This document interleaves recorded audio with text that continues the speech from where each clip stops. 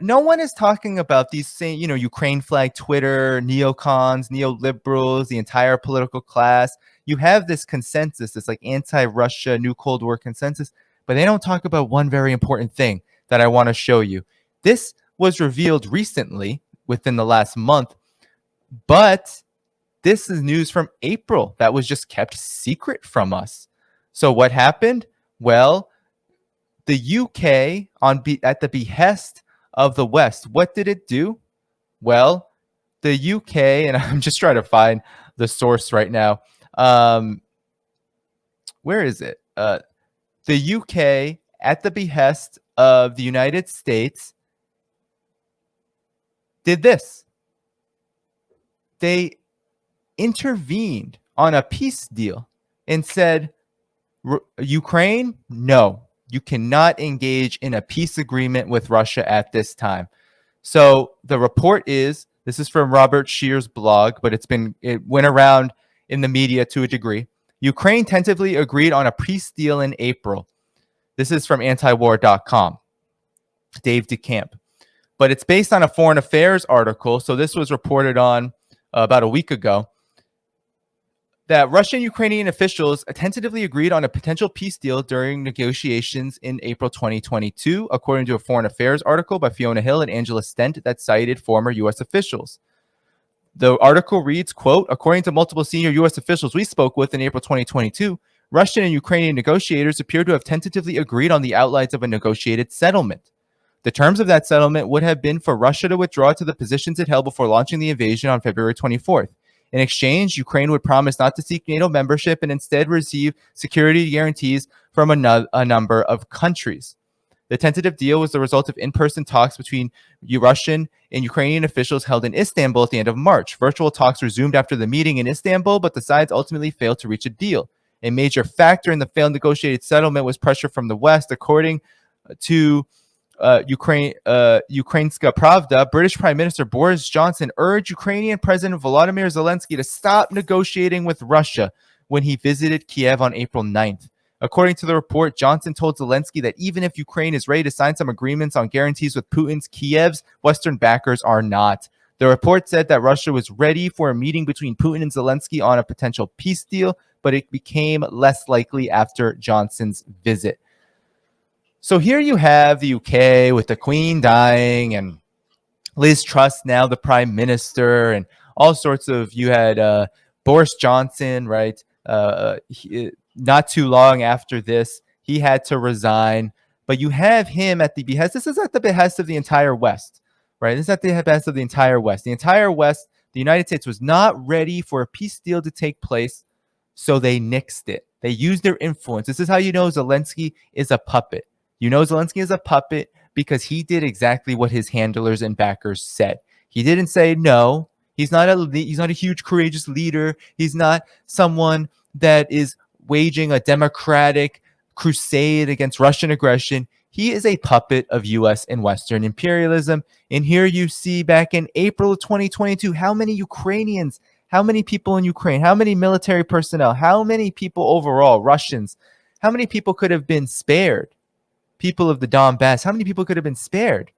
We're talking about thousands upon thousands of people could have been spared if this were to have happened. This was only a month and a half, 2 months tops. A month and a half, 2 months tops of the military operation, and the UK wouldn't let it happen. So I remember those talks. I remember reporting on them. I remember saying they didn't go anywhere. But of course, a lot of things happen in secret that we don't know about. That's the truth. This is not a conspiracy, right? This is part of the way that diplomacy works under imperialism. There is no diplomacy. There is no democracy. There's a lot of elite influence and pressure and dictatorship. This is a dictatorship of capital. And capital, what capital wants with Ukraine? Well, it wants the military industrial complex to get that 60, 70%, however much it is, of those government subsidies, aka military aid to Ukraine. All it is government subsidies to military contractors. So they still want that. They also want, and I think this is the United States, Boris Johnson also acting as a junior partner to the U.S., a puppet, so to speak. they also want this energy crisis, so to speak. It's not that they want the collateral damage to it, because that's inconvenient and that is causing a crisis. But the United States definitely wants Europe to be weakened. It definitely wants Europe to be a vassal of the United States in its entirety.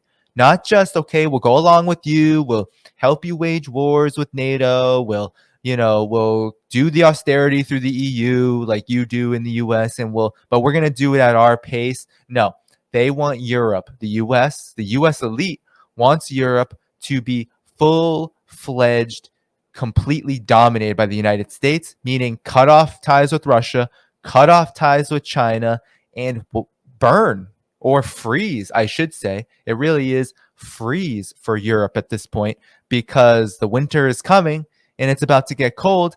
And Boris Johnson in the West, in the United States, has decided that it is going to sabotage any hope for peace. Any hope for peace will be sabotaged by Boris Johnson, by the West, when it comes to Ukraine.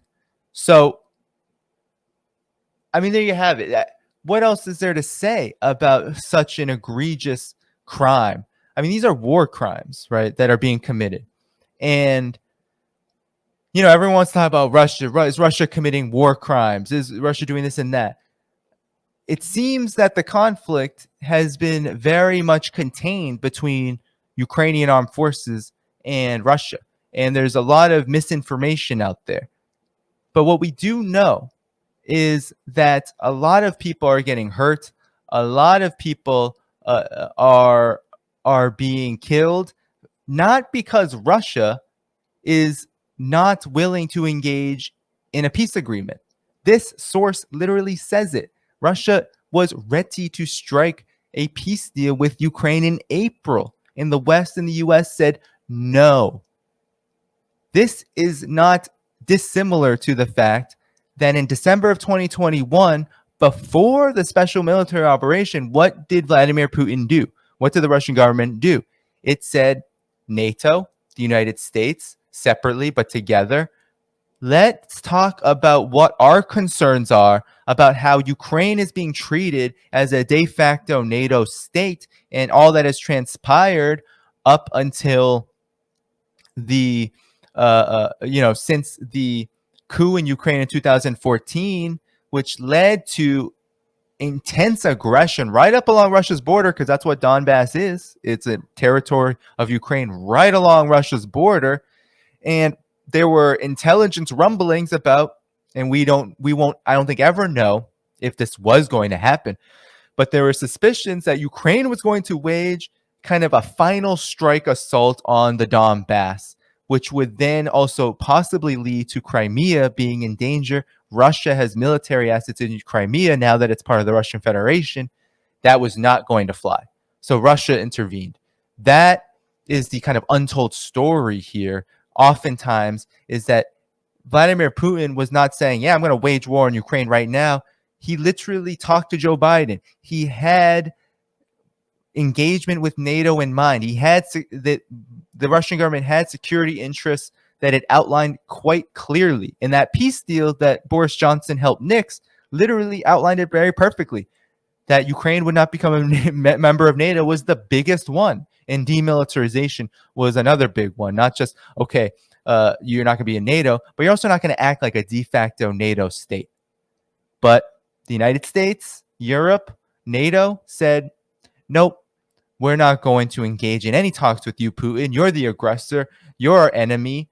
Lloyd Austin said, we want to weaken the Russian Federation. Joe Biden said, Vladimir Putin can't remain in power. So let's use Ukraine to try to hasten a regime change scenario in Russia, as they had been working on for a decade, right? Since 2012, there's been this mindset of, well, Vladimir Putin is not the friend that we would want him to be. He's not subservient. Russia's government is not subservient enough, despite the fact that it kept saying, hey, we're going to work with you. We want to help you militarily. We want to have an economic relationship, especially. But because Russia was asserting some sovereignty, now it's time to escalate. Now it's time to intensify. this regime change scenario, which is always something that was not going to work. And it's not working now. Russia is stronger than it's been politically. The legitimacy of its government, most people in Russia, most people in the world, you heard Fiorella, 66% of the world, 2/3, don't condemn this. So Russia is not losing here. Russia has a big friend in China. Russia has many friends across the world. And Russia's position as an energy power makes it critical to the world economy, makes it really critical. So Russia is not going to lose here. If it were going to lose, the outcome that we've seen so far would be a lot different, right? This is more than 6 months. We're entering month 7 of this. And while the West and the US are not having any interest or showing no interest in winding this down, we are seeing this quagmire having more negative effects for the West and the United States, the so-called crusaders against Russian aggression. The negative effects are compounding on themselves, and Russia is largely stable and also achieving its objectives and also helping to lead a multipolar world despite this incredibly delicate and unfortunate situation that it is engaged in with Ukraine.